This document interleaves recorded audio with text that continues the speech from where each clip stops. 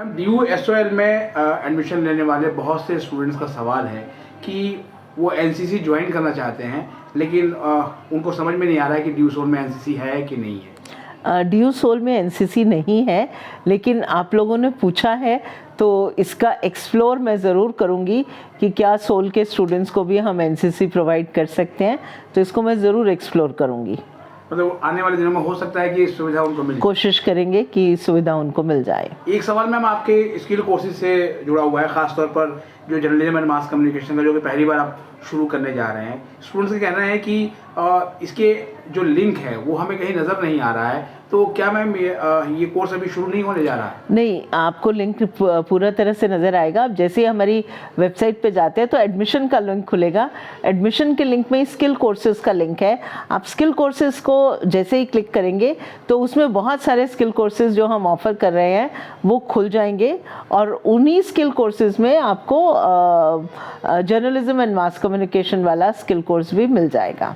Soul के बहुत सारे स्टूडेंट का सवाल है मैम कि सोल में कॉलेज कैसे अलॉट होता है, ये मैक्सिमम क्वेश्चंस है ये।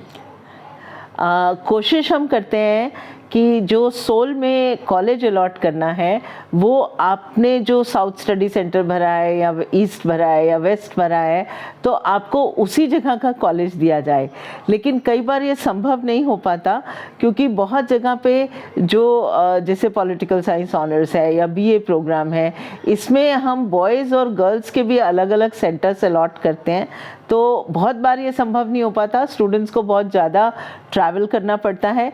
लेकिन अगर किसी स्टूडेंट को अपना सेंटर चेंज कराना है तो अगर आप चेंज की रिक्वेस्ट देंगे और आपकी रिक्वेस्ट में जो जेन्युइन रीजंस होंगे उसके हिसाब से हम सेंटर भी चेंज करेंगे आपका। और एक सवाल मैम जो एग्ज़ाम से जुड़ा हुआ है, स्टूडेंट का कहना है कि जो एग्ज़ाम सेंटर उनको जो है मिले पिछले सेमेस्टर में वो बहुत दूर दूर मिले, तो क्या ऐसा नहीं हो सकता है कि जो सेंटर्स हैं वो उनके घर के आसपास दिए हैं? खासतौर पर ये सवाल लड़कियों का है। एक्चुअली एग्ज़ाम SOL नहीं कंडक्ट कराता है। एग्ज़ामिनेशन सेंटर्स जो दिल्ली यूनिवर्सिटी की एग्ज़ामिनेशन ब्रांच है वही डिसाइड करती है, तो और मुझे लगता है कि जो वो करती है उसको मानना भी चाहिए, क्योंकि डिग्री और आपका जो सारा कुछ एग्ज़ाम्स वगैरह हैं वो रेगुलर के बराबर ही हैं। इसलिए जैसे रेगुलर के अवेलेबिलिटी होती है सेंटर्स की, उतनी अवेलेबिलिटी SOL के लिए शायद हर जगह पे ना हो, इसलिए कहीं कहीं थोड़ा बहुत कॉम्प्रोमाइज़ करना पड़ता है।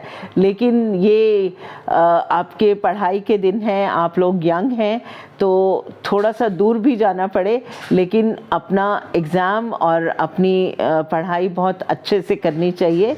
कुछ प्रॉब्लम्स हो सकती हैं कि आपको अपनी पसंद का ना मिले, लेकिन उसमें थोड़ा बहुत आप कॉम्प्रोमाइज़ करेंगे तो आपका आराम से डिग्री और ये जो पढ़ाई है वो पूरी हो जाएगी।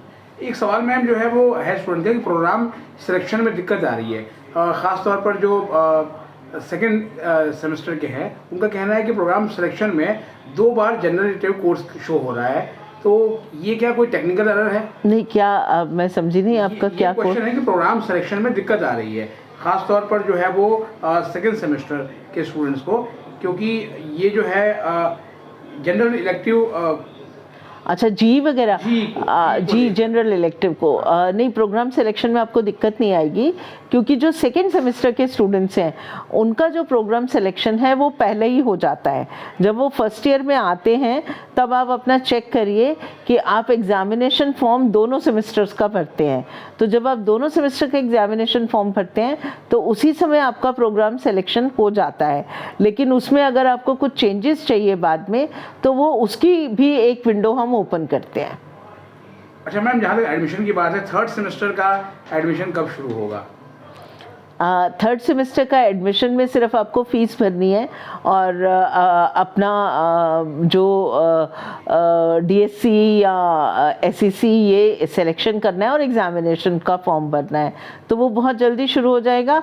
उससे पहले हमने आपके कोर्स के लिए जो कंपलसरी प्रोग्राम्स हैं आपके DSC 1, DSC 2, DSC 3, इन सब की क्लासेस शुरू कर दी हैं, तो आप अपनी क्लासेस लीजिए। आप एडमिशन की चिंता मत करिए, आप पास हो गए हैं तो आपको सिर्फ एक एडमिशन फ़ी भरनी है और साथ ही साथ आपको एक एग्ज़ामिनेशन फॉर्म भरना है और वो जैसे ही लिंक ओपन होगा आप उस पर भर दीजिएगा, उसकी चिंता आपको करने की आवश्यकता नहीं है। और इसी से जुड़ा हुआ एक और सवाल भी है मैम, क्योंकि अभी एडमिशन जो नहीं हो रहा लेकिन क्लासेस आपने शुरू करा दी, ऑफलाइन भी शुरू हो गई, ऑनलाइन भी, तो स्टूडेंट का कहना है कि जिनके पास मैसेज नहीं आया, SMS नहीं आया है, तो क्या वो जा सकते हैं? क्योंकि बिना SMS दिखाए उनको एंट्री नहीं मिल रही है क्लास में, संडे की क्लास में। संडे की क्लास में SMS दिखाए एंट्री नहीं मिल रही है, आप हमारे को मेल करें और मैं इंस्ट्रक्शंस दे देती हूँ।